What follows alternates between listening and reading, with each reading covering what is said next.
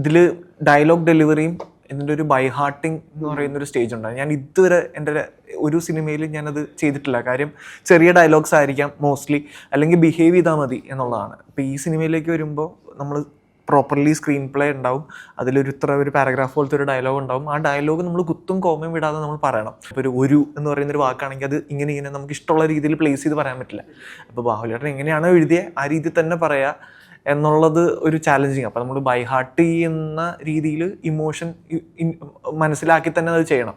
അപ്പോൾ ഇത് രണ്ടും എന്നെ സംബന്ധിച്ച് ആസ് എ ന്യൂ കമ്മർ എനിക്ക് ഭയങ്കര ന്യൂ എക്സ്പീരിയൻസ് ആയിരുന്നു. ഞാൻ പഠിത്തത്തിൽ വീക്കാണ്. അപ്പോൾ ഞാനിതൊന്ന് പഠിക്കണം, രാവിലെ ഈ ഡയലോഗ് മൊത്തം പഠിക്കണം എന്നുള്ളതാണ്. അപ്പോൾ എൻവയോൺമെൻറ്റൽ ഇഷ്യൂസ് ഉണ്ട് നമ്മളവിടെ പോയി ഷൂട്ട് ചെയ്യുന്നതൊക്കെ. അപ്പോൾ ഇതെല്ലാം കഴിഞ്ഞ് നമ്മൾ തിരിച്ച് വന്ന് ഔട്ട് കാണുമ്പോൾ കിട്ടുന്നൊരു സാറ്റിസ്ഫാക്ഷനിൽ ആണ് നമ്മൾ ആ ഒരു മോട്ടിവേറ്റഡായി പോയിക്കൊണ്ടിരിക്കുന്നത്. സോ ഞാൻ ലൈഫിൽ കടന്നു പോകാത്ത സ്ഥലങ്ങളും ഡ്രസ്സുകളും സംസാര ശൈലിയും ഇതെല്ലാം ഞാൻ പുതിയതായിട്ട് ഡിസ്കവർ ചെയ്തുകൊണ്ടിരിക്കുന്ന ഒരു സിനിമയാണ് എക്കോ.